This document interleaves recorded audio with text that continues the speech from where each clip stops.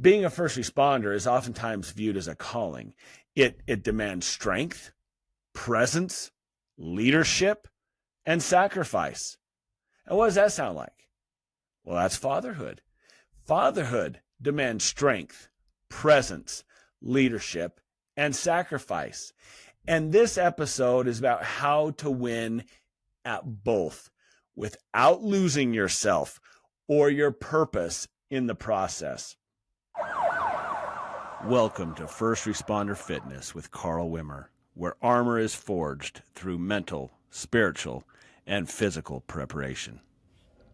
Welcome to First Responder Fitness with Carl Wimmer. I am your host, Carl Wimmer. Happy to be joining you again this week for another episode, another chance to sit down with you, our friends, and discuss some of the issues that are so important to you as a first responder, to you as a person who's interested in health and fitness and mental health, for you who is interested in improving your life and your longevity.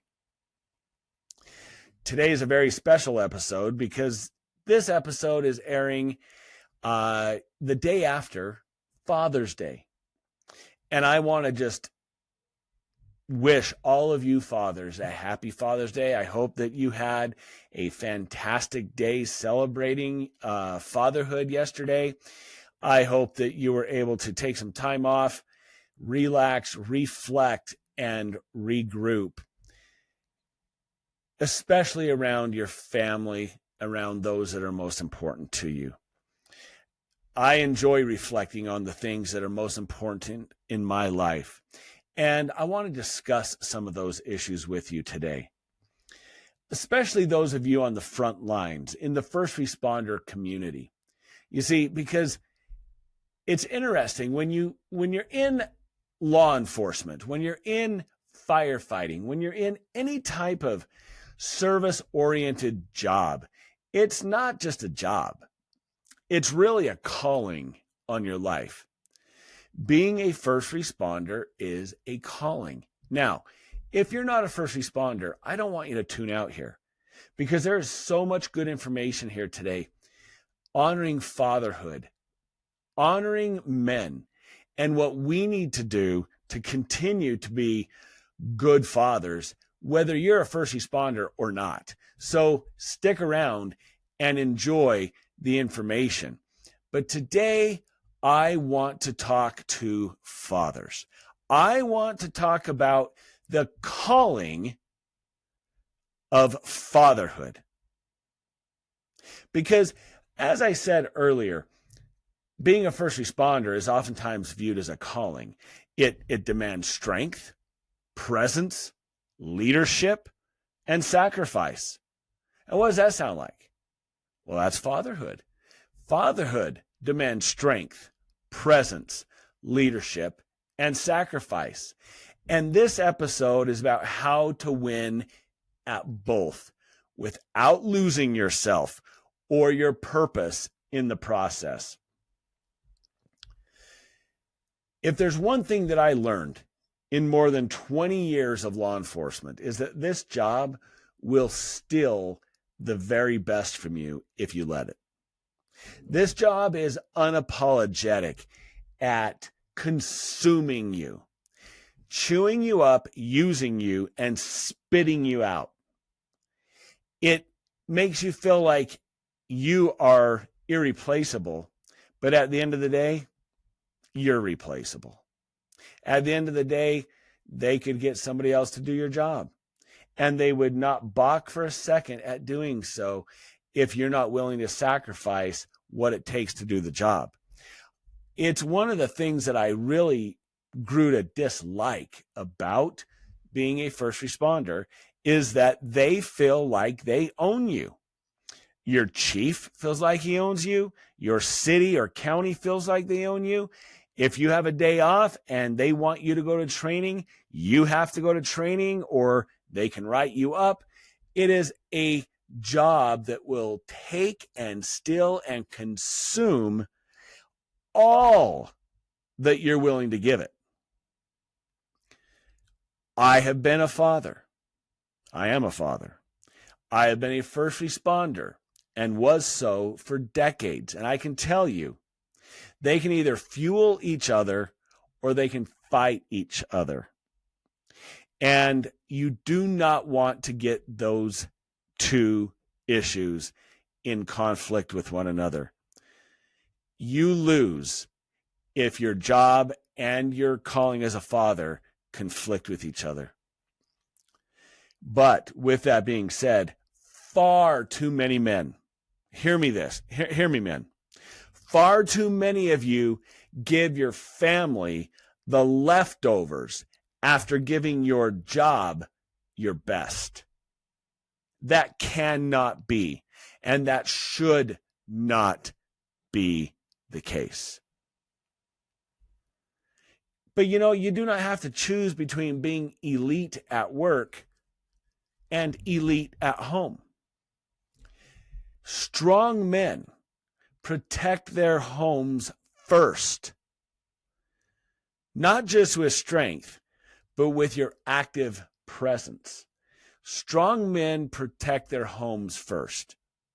If you can't protect your home, if you can't protect your family, if you can't protect your marriage, then what good are you doing in society protecting others? You've got to be successful in the walls of your own home before you can ever exude success to a community that you're called to protect. So I want to talk today about the 3 core missions of being a tactical dad. What are the 3 core missions of being a tactical dad? The first core mission of being a tactical dad is to be the protector. You are the protector of your family, men. You cannot give that job away. You cannot let your wife do it. You cannot just ignore the job. Your job is to be the protector of your family. This means both emotionally and physically. You are required as a man, as a husband, as a father, to provide a safe home with a strong male presence and physical protection and spiritual protection for your family. I read a statistic, and I've read it several times. If you know it precisely, comment below and let me know. But the statistics basically shows that if you were to take 30 mass shooters, 30 of the latest school shooters, mass killers, 28 of the 30, 29 of the 30 came from fatherless homes. They came from homes where a father did not exist in the house. That is a crying shame. Men need to stand up, not just be, the sperm donor and have a child. Anyone can do that. Any boy who hit puberty can do that. Being a father requires a man who is willing to be emotional and physically present, to be the protector of their home, protector of their family, to be there and to be present. The second of the 3 core missions of being a tactical dad is to be the provider for your home. This is financially. Yes, men, your job is to have a job.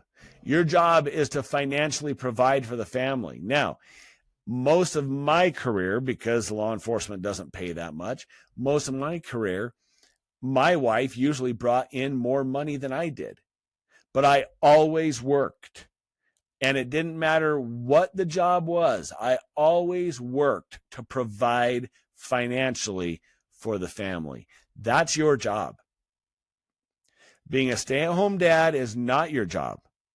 And that means if you go bag groceries or you work at the local gas station, that's fine. There is no shame in that. There is honor in all honest work.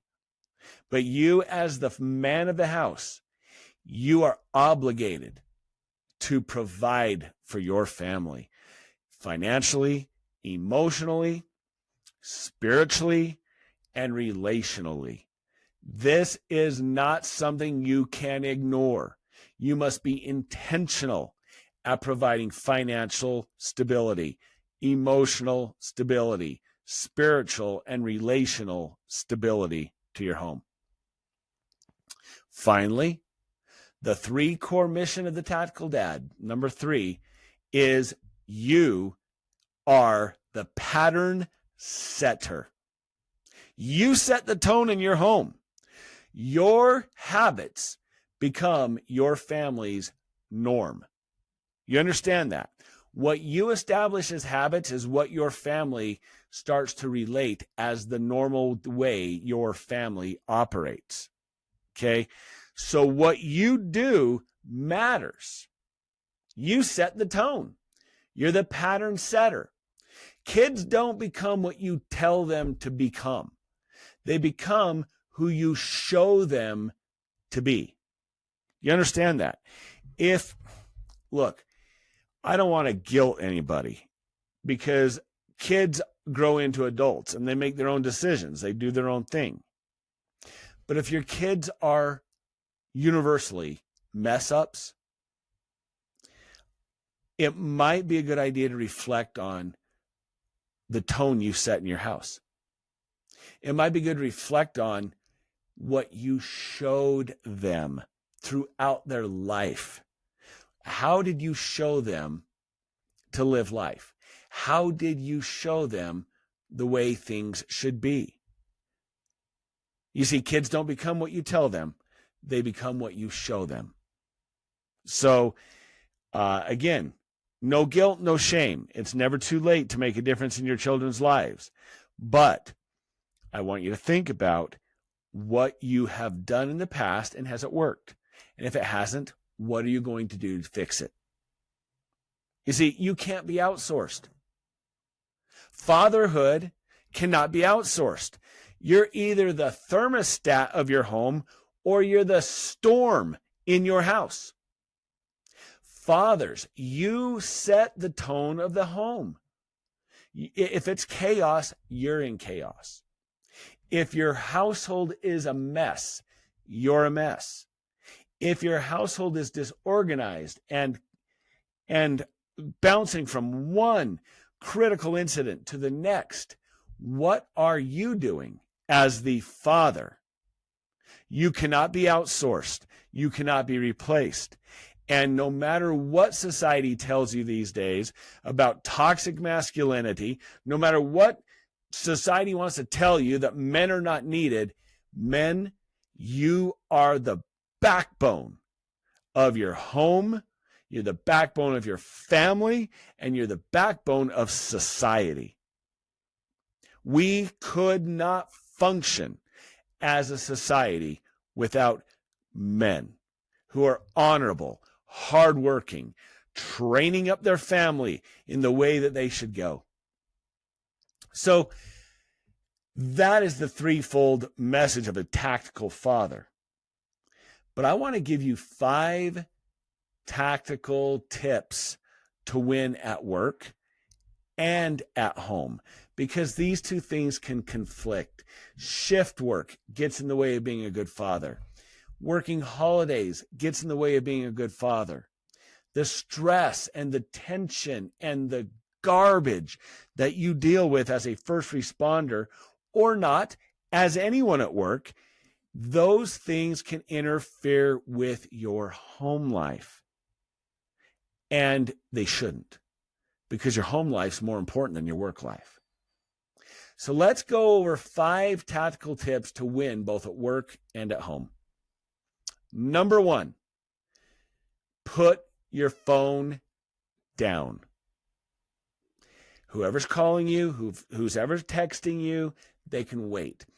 I get sick and tired of getting messages from people saying, "Why aren't you texting me back quickly?" Well, I'll tell you why I'm not texting you back quickly. Because I'm spending time with my family. And as much as I love you, as much as you're a good friend, as much as you are someone in my life, you are not as important as my wife and children. Period. And I will not pause them to send you a text message. I will pause you to talk to them. And that is how men should be. If you're a father, if you're a husband, do not put your wife on hold to send a text message. If you're in the middle of a conversation at home, do not pause that conversation to answer the phone. Don't run to the phone when it rings. Let it ring. You have voicemail for a reason. Your kids don't need you 24/7, but they do need your 100% attention when you're with them. You know, even 20 minutes of undistracted time is better than 2 hours of this. Tell me about your day, honey. Uh-huh. Oh, uh-huh, uh-huh. Yeah, uh-huh. Oh, uh-huh, uh-huh. Put your freaking phone down and listen and engage and communicate with your wife, with your husband, with your children. You know, I have a couple things that I do, just a few tips. This is not one of the 5 tips. This is kind of a dovetail, rabbit trail, heading down, you know, squirrel, getting distracted here. But we're talking about the phone. I have my wife's text message tone. It's different than all of the others. So if I hear a text message come in and it's just the normal sound, I may or may not pick my phone up right away. But if I hear my wife's sound, I know it's her, and I will pick it up right away if I hear it. That's just a way to prioritize her in my life. If I'm in a meeting that I am running, if I'm the leader of this meeting and I'm conducting a meeting and my phone rings, I'll look and see who it is. I will let it go to voicemail unless it's my wife. My kids, too, now that they've moved out of the house, I kind of prioritize that as well because I want to be available for them if there's an emergency. Learn to prioritize what needs to be prioritized. Learn to ignore what needs to be ignored. Just important things, just some important tips. Number 2 of the 5 tactical tips to win at work and home is to pregame your shift. Pregame your shift. What does that mean? It means kiss your kids goodbye. Don't be that guy, right, who's too tough to kiss his kids. I was world champion powerlifter, multi-time world champion powerlifter. I was a combat sports guy. I was a fighter. I was SWAT team leader. And I kiss my kids to this day, and I will kiss them until I die. I'll kiss them on the head, whatever. I am unashamed to kiss and love my kids. Text your wife, kiss your wife, your husband goodbye. Pray with them before you go to work.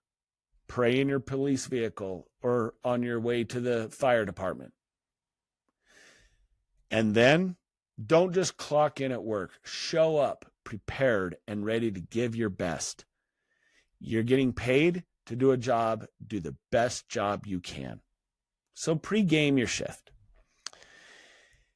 Number 3, bring the mission home. Now, what does that mean? That means train your kids. Give them responsibilities. It means bring mission into your house. Purpose. Be intentional in your home. Have what I'd call family huddles. Sit down at the dinner table when you can. Find out how their lives are going. Spend time with them. Teach them to be leaders in your home. Give them responsibilities. make sure they're carrying them out. Teach your kids and train your kids for life. Number 4, stay fit to serve. Fit to serve. What does that mean? It means fit while on duty at work, but fit at home. Okay? Dad bod does not equal good destiny, all right? A strong dad sets the pace for his sons and his daughters. Okay? My daughter, state record holder sprinter, went to college and paid for it through sprinting and athletics. She is now a kinesiologist, a personal trainer. She knows nutrition. She knows exercise science. That came from spending time with my daughter and my boys in a atmosphere of health and fitness. Dad, your job is to set the standard for strength and fitness. Your kids need to see you working out. They need to see you struggle. They need to see you prioritizing your health and not just gaining fat bellies while sitting in front of the TV, eating potato chips and flipping through the channels. That teaches bad habits. Your kids need you to model healthy behavior. No, you don't need six-pack abs, okay? But you need energy, and you need strength, and you need confidence to show up fully every single day, not only at work, but at home for your family. Your strength is their safety net. Understand that. I grew up with a very powerful, domineering father. He was a military man. He ran the home somewhat like a military guy. He was airborne ranger. He was a very powerful, strong power lifter. He was also a martial artist and a fighter. He set the tone of our family. His strength gave us kids a lot of security in knowing that we were safe. We were protected in the home and outside the home. Your kids need the same thing. Your strength is their safety net. Don't be if at all possible, barring handicaps and disabilities and other issues, be as strong physically, as strong mentally, and as strong spiritually as you can be for your family. But you see how that carries on to the job too? Being strong mentally, physically, and spiritually strong, resilient, carries into your work life as well. So stay fit to serve. The fifth tactical tip to win both at work and at home is to lead spiritually. Now, what does that mean? It might mean something different in your family than it does mine. But here's the things I recommend. Read God's word with them. Introduce them to the Bible. Introduce them to God's word. Pray for your family. A real man fights on his knees as much as he fights on his feet. Be on your knees praying for your wife, praying for your marriage, praying for your family, praying for your kids. Let your kids see your faith in action. It doesn't need to be perfect faith. We could screw up. We're mess ups. But they need to see your faith in action. That's what families need to see from their fathers. Don't wait for somebody else to be their spiritual guide. No one else should be your family's spiritual guide. You are that man. You're the man. Understand, that's your job. You don't wait for someone else to come along and pour spiritually into your kids. You do that.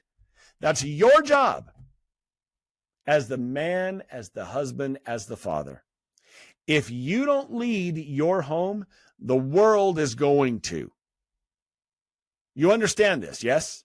If you don't lead your house, if you don't provide and protect your house, if you don't lead your home, the world will lead your home for you. Make no mistake about it. They'll be happy. You think the public education system will be happy to come in and lead your house. College professors would be happy to come in and spiritually lead your children where they want to take them. You lead, or the world will. You got to understand, fatherhood is always under attack. It just seems like it's always under attack. I don't know what the show is, but there's this very popular TV show, end of times, end of days, I don't know, apocalyptic type TV show that's out there right now. And all I saw was one scene from the show. And it shows two women laying there talking. And the one woman, apparently they're in a lesbian relationship, okay, whatever. But the one woman says to the other one, I'm pregnant. Apparently she had sex with a guy and got pregnant. And the other one says, oh my gosh, I'm going to be a dad. No, you're not. Okay? You're not going to be a dad because it takes a man to be a dad. Okay? I normally don't get political on this show. I accept all political persuasions and all belief systems here at First Responder Fitness. But I also am not delusional. I am also not someone who hides his head in the sand and pretends there are not biological and functional facts to society. And it takes a man to be a father. And it takes a strong man to be a good father. You need to lead your home, your children, your family. Ultimately, fatherhood, while being a first responder, can be difficult. Sometimes you'll miss dinner. You just will. Sometimes you'll miss holidays and birthdays. Sometimes when you get home, your patience will be gone when you walk through the door. And you'll want to kick the dog and throw your shoes on the floor and just veg out. Go ahead and give yourself that minute. But then re-engage. Your family is worth it. And let's just talk real for a second. Sometimes you're going to feel like a failure at both roles. You're going to feel like a failure at work. You're going to feel like a failure at home. But you are never a failure as long as you don't quit. I have a saying that I don't know, somebody else has probably said it at some point, but I think I invented it for myself. And it is this: to the person who will never, ever quit, success is the only possible outcome. Do you understand that? For the person who will not give up, for the person who will not quit, success is the only possible outcome. So you don't quit. No matter how much of a failure you feel like, no matter how much you fall on your face, you don't quit. Being a great father isn't about being perfect. It's about being present. It's about being consistent. It's about being intentional. Pour intentionality into your family. And it's about trying again and again and again and again. Remember, you don't need to be everything to your family. You just need to be there. You just need to be there. In conclusion, let me just say this. The streets don't define your legacy. Work doesn't define your legacy. Your children do. You could be a hero to your city. You could be a hero at work. You could be the big, bad, tough detective SWAT leader guy. But your family needs you to be a hero at home first. They don't care how cool you are at work. if you're just a schlub at home. Your family needs you to be a hero at home. So I want to wish Happy Father's Day to all of you men fighting battles outside the home, and even more importantly, fighting for the hearts inside it. I also acknowledge you single fathers and the hard work that you're doing. Those who are in blended families, those who have no father, but you're breaking generational curses. God bless you. I encourage those fathers who are exhausted and think you're failing. You're not. You're not. Just keep going. You're fighting. And that means you're still in it. Happy Father's Day to all of you. From all of us here at First Responder Fitness. I'm Carl Wimmer, reminding you, especially you fathers, be good to yourself. Be good to others. And as always, stay safe.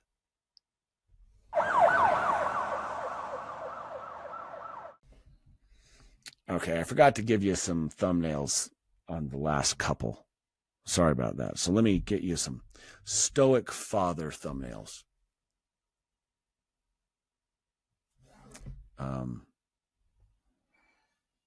I always stick my finger in the air. That just doesn't work. I always have my thumbs up too. How about this? Fatherhood. All right. Take one of those.